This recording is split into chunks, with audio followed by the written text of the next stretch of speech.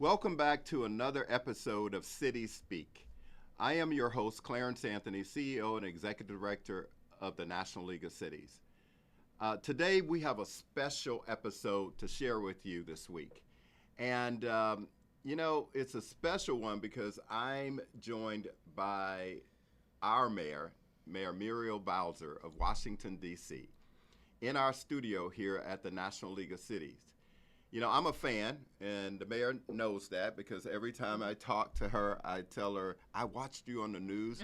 I loved how you're leading the city. I love how you're framing how we have to lead in a positive way in our nation.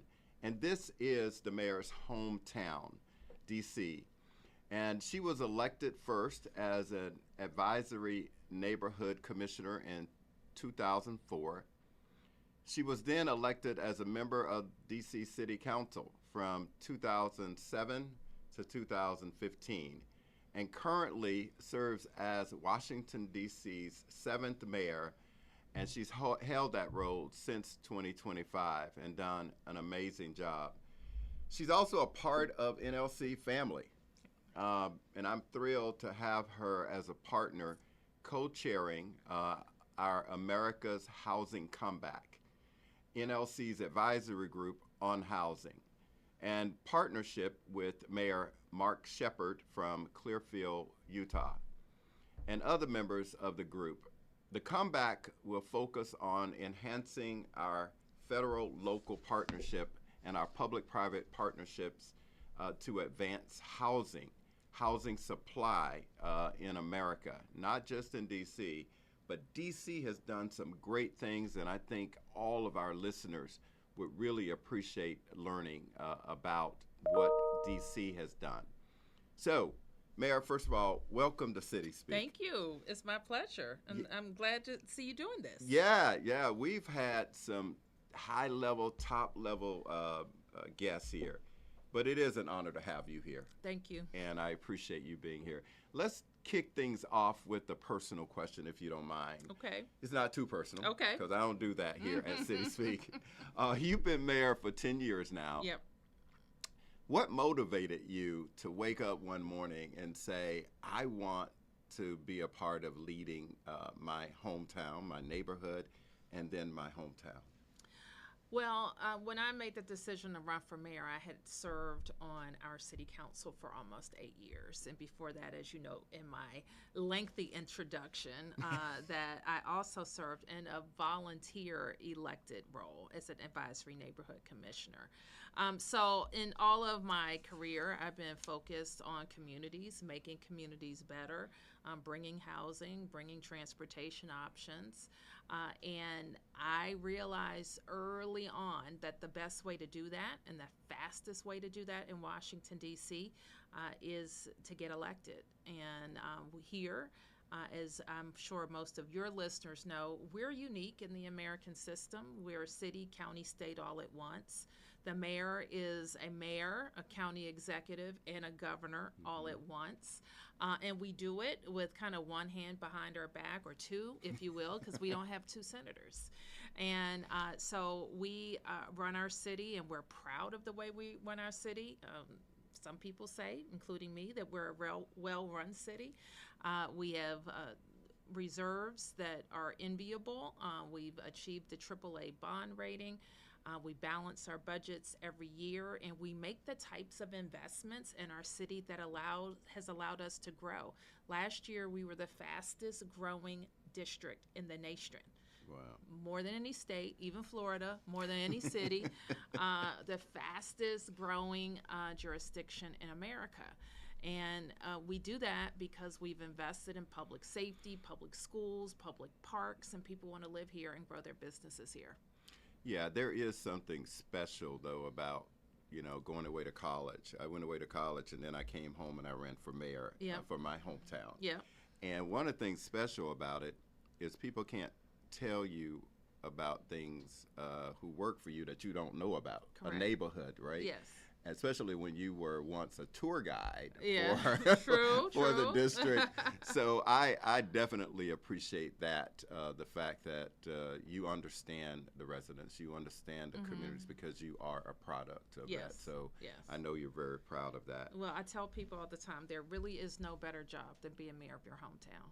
I agree. And I tell people, they ask me, like, what do you want to do? And will you go into the administration? No, like, there's no better job in Washington than being, if you love politics, Yeah. and you love policy like I do, you can't have a better job. Oh man, I do. I love both. Right. And I was blessed to get this job because I can play politics Yes. without having the Yes, responsibility yes, yes. of the election process. Mm-hmm. But one of the things that you have been doing is focusing on the issue of housing. Yes.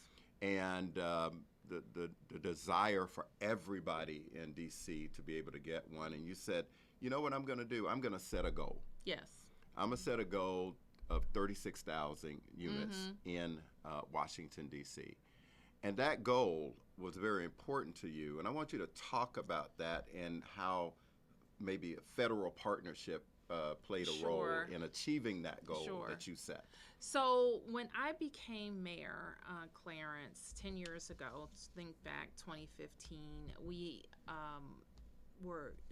had a raging economy, growing fast. And what that created was a lot of opportunities, but it also created a lot of pressures. So what we saw was the cost of housing going through the roof, and we realized that the threat to our future growth was affordability.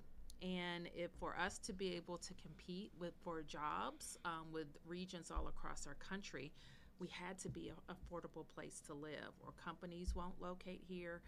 People won't raise their families here. They'll come here for college or shortly thereafter, and then they'll move to some place where they find more affordable. So keeping housing costs low was important at the time, and it's going to be important for us moving into the future so that people have affordable places to live.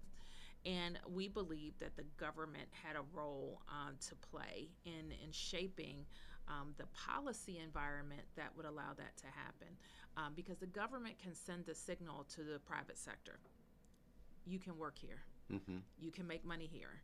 You can rely on reasonable regulation here.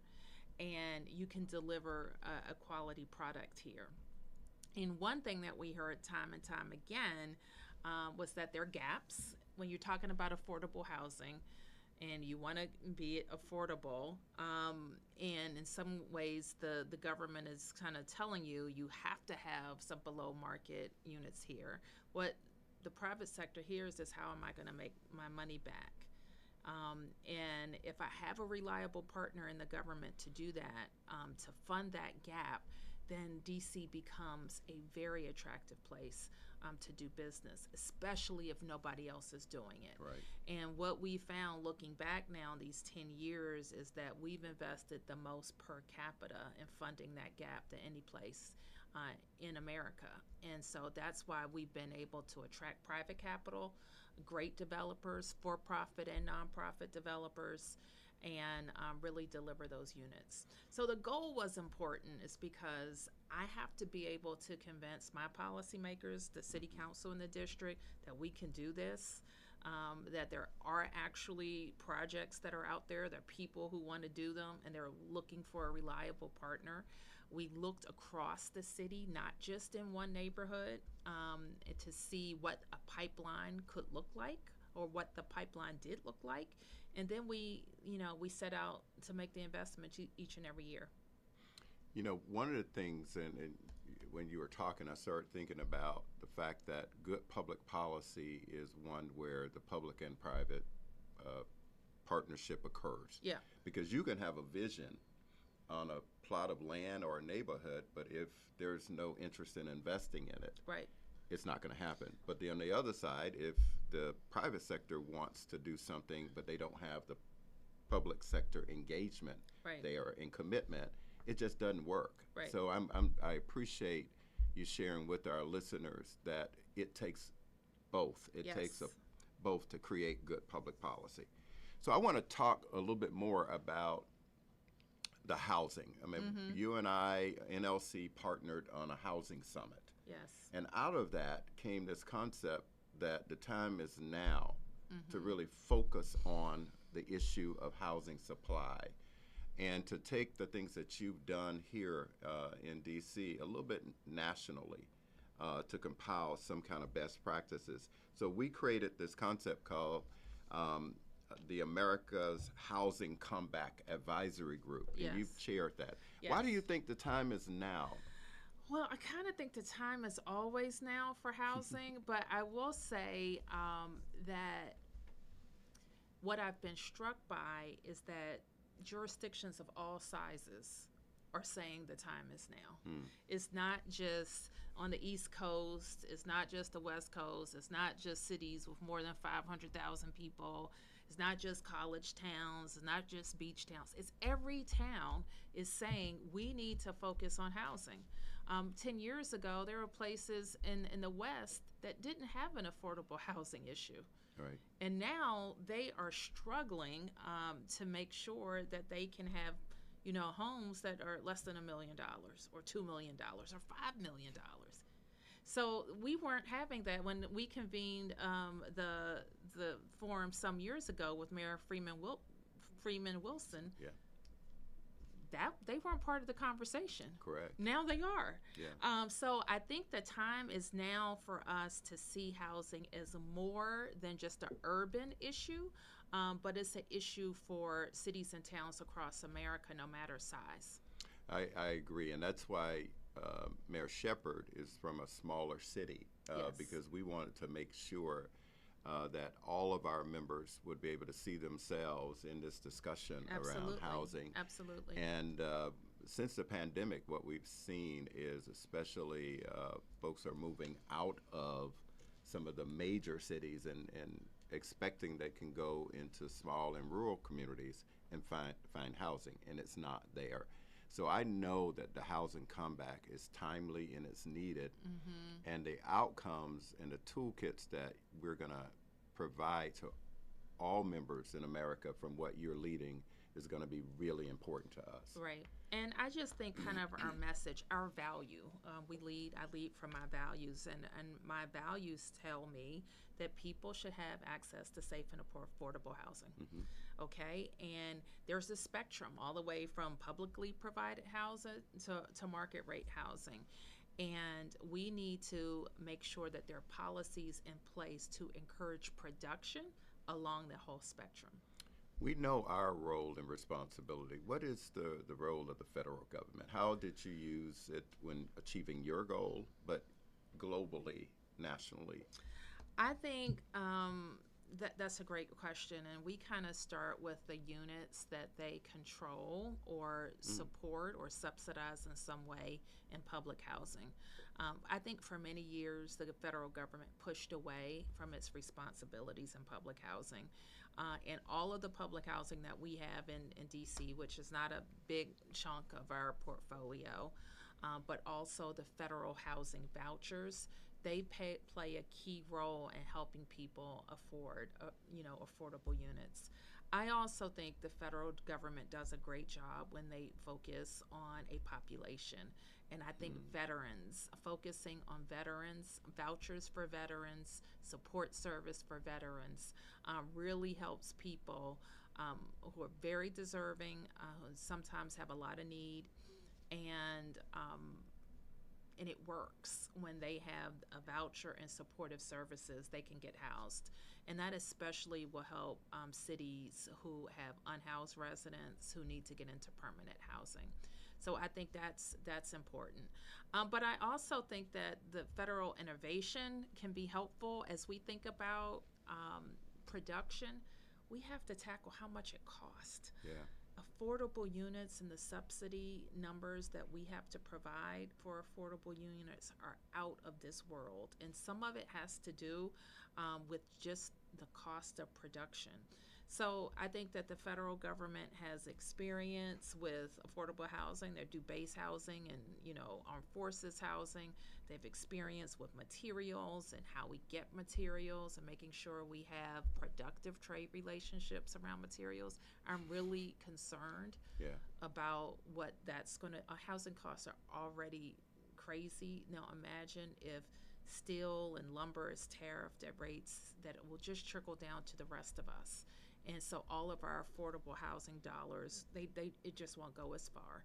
So I think, to the extent that they're thinking about these trade policies and carve-outs, carving out for materials that support affordable housing, I think would be much needed. I've heard you talk about housing being the foundation of building wealth and building a real place in a community. Yes. Talk to us about how you view housing as the start of creative wealth in communities. Well, I think for most middle-class people, and certainly middle-class Black people and the people in Washington, D.C. of all backgrounds, their wealth is in their home. Mm-hmm. Their wealth is in their home, and it's just that simple.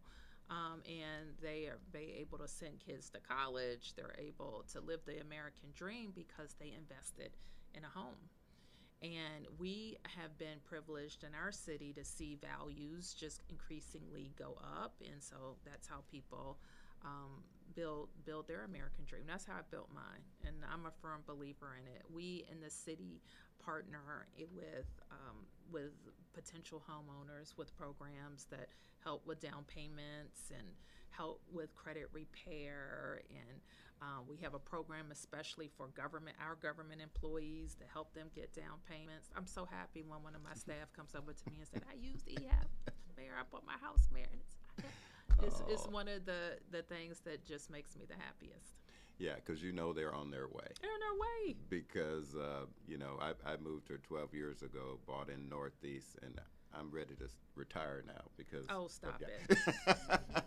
No, but it really has been a major difference in your financial status as well. So I think it's very much accurate. Yes.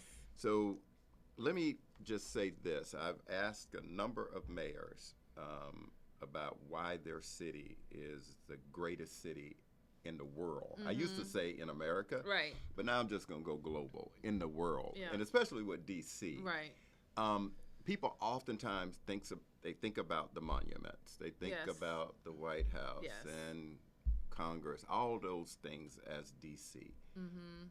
What would you really want to say that they don't know about the neighborhoods that we live in D.C. that would bring them here and you're proud of? Well, I'm just on my way here. I noticed a neighbor, a resident. I'm driving down the street. She had her cell phone up like 2 inches from a tree that was in full bloom with the cherry blossoms, and she's just taking a picture of the cherry blossom. So, I think it's so much that I want people to know across America about our city. Number one, we take care of ourselves. And that sometimes is a misconception about us being part of the federal government or wards of the state. No, we raise and spend our money just like every state. The laws of the federal government apply to us just like the 50 states. So we serve in wars, we serve our country, we pay our taxes more than most, I might add. We give more than we get. So that's what I want your listeners to know, that DC is, while unique, we have all the responsibilities of citizenship and statehood without being a state or having 2 senators. The other thing is, I want them to know that people live here. 700,000 people live here, not just the federal government, not just visiting dignitaries, but 700,000 people live here. That makes us larger than 2 states and a major American city. I'd also say we are the best city in the world, which I tell people. And just think, we're kind of we're easily located in the center of the East Coast, a train ride away from New York City, close to the beaches, 2 great airports. and wonderful amenities. And we're kind of a big small town. Like people Yeah. know each other. You recognize people in the grocery store while you're in one of the most important cities in the world. So we're proud of our town, and we're proud that we're growing. We know this, and you know this. People vote with their feet. Yeah. When they're moving here, they're sending their kids to our schools. They're visiting here. We broke our tourism record last year. Over 26 million people visited. So people vote with their feet, and they know what happens when they come here. One of the things I'm very proud of is when I meet with a lot of the ambassadors. 180 countries are represented here with their embassies, and they always tell me how pretty and green and clean the city is. And that just, I think it surprises people. The one thing about our lower buildings, you go to other cities, they're skyscrapers, is our skyline is magnificent, and the sunshine and trees and greenery that we have because of it is amazing. So maybe that's it. Maybe that's it. And you can tell by listening to you talk about your hometown and your city that there's a love letter that you just said in your comments about your community. And I can tell you the way I describe it is there's D.C. and then there's Washington. Yes. And when you get outside of downtown and you go into the neighborhoods, as I toured to find a place to stay, when I moved here, I was just pleased that it was so neighborly and people were so kind. When I travel, my neighbors say, "Hey, we know you've been traveling, but we got you." And so I feel so safe and comforting and at home. And so I appreciate that. Thank you. What you've done. But I also want to thank you for being on CitiesSpeak. My pleasure. We, subscribers, listeners, we have had a great conversation with the nation's city capital mayor, Mayor Muriel Bowser. And I hope that you will listen, learn, and share any feedback with us. Mayor, thank you so much. Thank you, and Clarence. I appreciate the conversation. My pleasure. Thank you.